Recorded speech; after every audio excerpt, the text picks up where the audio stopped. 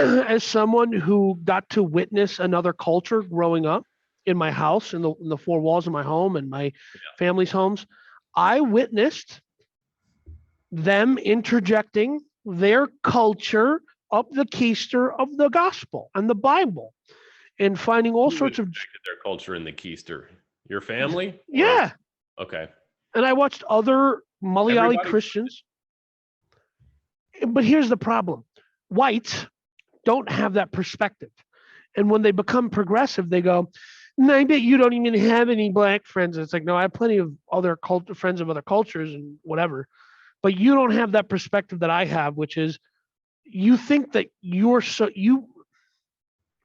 white people who are in the process of deconstructing because of politics in the church don't have the perspective to go, hold on a second. Humans will just take their culture and try to justify their culture in the context of the Bible and the gospel, and in the context of church. And I watched people say, no, dating is wrong. The way you're supposed to get married, and it's biblical, is to get set up by your parents, and they pull out all of, because that's how the Indians do it. Right. And that's, I'm not condemning one thing or the other. Wherever from scripture. What's that? Then they can proof text that with, various pieces of scripture, I'm sure. Of course, dude. And so like even the topic, which was, it's not an issue at this point, but and it was always the women, it was never the man. I never heard a man say this. I'm just telling what happened. The interracial marriage was a consequential subject for our community in the 90s. Right. And there was like, well, at the Tower of Babel, God separated all of us. And why did he, but they would use that. And these are brown people telling other brown people, don't mix with the whites because God doesn't want you to. Okay. And let me just say something from, what's that? So every culture does it. Yeah. But let me also just add this for a practical biological thing. If you have a small community, there's, at some point, and the Amish figure this out, at some point you get to a situation where everybody is somebody else's cousin. Okay. Yeah. So this is a true fact. I used to carry around a small family tree. And anytime I met a brown girl, I'd pull it out. We'd go, branches collide. No way. I'm kidding. I never did that. Okay. But it would sometimes be like, oh, hey, you have a cousin from Houston. I have some cousins from Houston.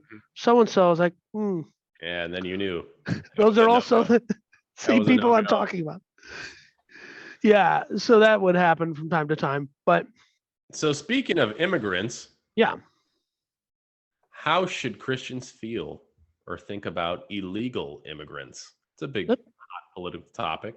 Yeah, and I believe that I'm not taking some progressive view that this is all stolen land. That's how war works. You lost. It sucks. I'm not agreeing with it, but I'm just saying you lost. Okay. Okay. Yeah, just it happens. Hey, same thing happened to the British. Okay. Yep. They subjugated the Indians. Now an Indian guy runs their country. All right. So we own their car companies. We run the country now. We're gonna get grandma's jewels back, everybody. I'm just letting you know. But my view and the nuance of it is also, if you know a white person who works in the trades, who works in a blue collar job, and you ask them about the Hispanic people that they know, they don't want to know where they get their documents from. They don't care.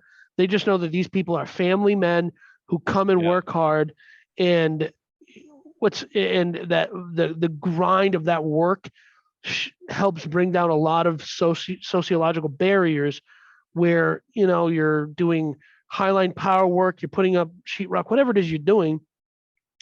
I know plenty of people who would say, well, they just got to come here legally. But then they have plenty of friends who they're like, don't tell me your status because I don't want to know. And they're like, man, he brought me this thing his wife made called an enchilada for lunch. I got to tell you something. Who doggy, it came out like wildfire, but it was so tasty.